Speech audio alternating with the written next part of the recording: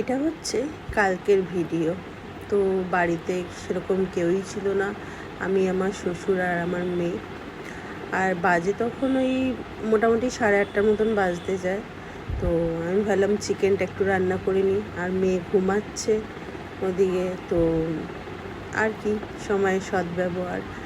এই যে মেথি চিকেন করেছিলাম, আর বাই এনি চান্স না আমি টমেটোটা ভুল করে দিয়ে ফেলেছি।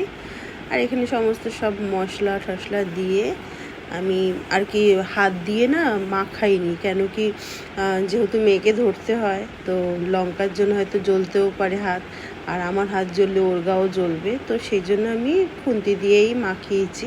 সেই জন্য একবারে আমি গ্যাসের মধ্যে বসিয়ে আগুনে ধরিয়ে তারপরে ওর মধ্যেই মাখিয়ে নিয়েছি। তো মেথি চিকেন তোমাদের কার কার ভালো লাগে জানিও। আমার কিন্তু বেশ ভালো লাগে, মেথির গন্ধটা আমার খুব ভালো লাগে। তো এদিকে মেথি চিকেনটা বসিয়ে দিয়েছি, আর খুব একা বোর লাগছিল, হ্যাঁ, আর টিভিও দেখতে ইচ্ছা করে না সেরকম। আর এই দেখো আমার মেয়ের সব খেলনা মেলনা সব এখানে পড়ে আছে, আর আমার শ্বশুর দেখেছো কড়া নজর দিয়ে বসে আছে, আমার মেয়েকে দেখছে, পাহারা দিচ্ছে। ততক্ষণ হোক চিকেনটা, আর আমি একটু আরাম করে নিচ্ছিলাম। আরাম বলতে আর কি 5 মিনিট মতন একটুখানি আরাম, আর কিছুই না। আমার মেয়ের এটা হচ্ছে ডোনাল। তারপরেই একটু বাদে আমার মেয়ে ঘুম থেকে উঠে গেছে, উঠে গিয়ে দেখছে সারা ঘরে কেউ নেই। আর ফোন দেখে তো খুব এক্সাইটেড হয়ে যায়, মানে ফোনের মধ্যে নিজেকে দেখতে পারে বলে মনে হয় এক্সাইটেড হয়ে যায়। এদিকে অলমোস্ট আমার চিকেন অনেকটা হয়ে এসছে।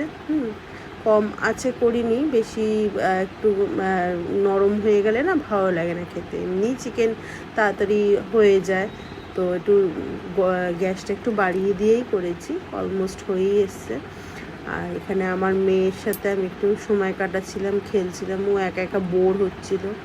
আর আমার শ্বশুরমশাই তো কড়া নজর দিয়ে বসেই ছিল, তারপরে উনি একটু রেস্ট করতে গেল। আর এই দেখো, দেখেছো আমার চিকেনটা হয়ে গেছে, কালারটা কত সুন্দর হয়েছে। প্রথমে কিন্তু মনে হচ্ছিল না যে কালার হবে, তারপরে হয়ে যাওয়ার পর আবার ওপর দিয়ে একটুখানি কাসুরি মেথি ছিটিয়ে দিলাম। বললাম না, মেথির গন্ধটা কিন্তু সত্যিই খুব ভালো লাগে। আর একটু গরম মশলা তো অবভিয়াসলি দিয়েছি, কেন চিকেনে একটুখানি গরম মশলাটা না দিলে তো ভালোও লাগে না, না? তো একটু গরম মশলাও দিয়ে নিয়েছি। তারপরে এই রান্না বেশ কমপ্লিট। তো হঠাৎই বিকি এসে, মানে হাজব্যান্ড এসে বলল যে চলো একটু ঘুরতে যাই, আর বললো তো রেডি হয়ে গেলাম সাথে সাথে। এই যে আমি রেডি হয়ে গেছি। আর এই দেখো আমার টুনটুনি পাখি, এও তো রেডি হয়ে গেছে। রেডি হয়ে কি কিন্তু মানে আমাকে যেই রেডি হতে দেখে অমনি টাটা টাটা বলতে শুরু করে। এই দেখো কোথায় এসছি, মাথায় কাপড় দেওয়া সত্ত্বে বুঝেই গেছো যে কোথায় এসছি হচ্ছে মাজারে। কালকে বৃহস্পতিবার, তো মাজারে আমরা আসি মাঝে মাঝে, বৃহস্পতিবারে মাজারে একটু দোয়া করতে আসি, তো তাই করতেই এসছি।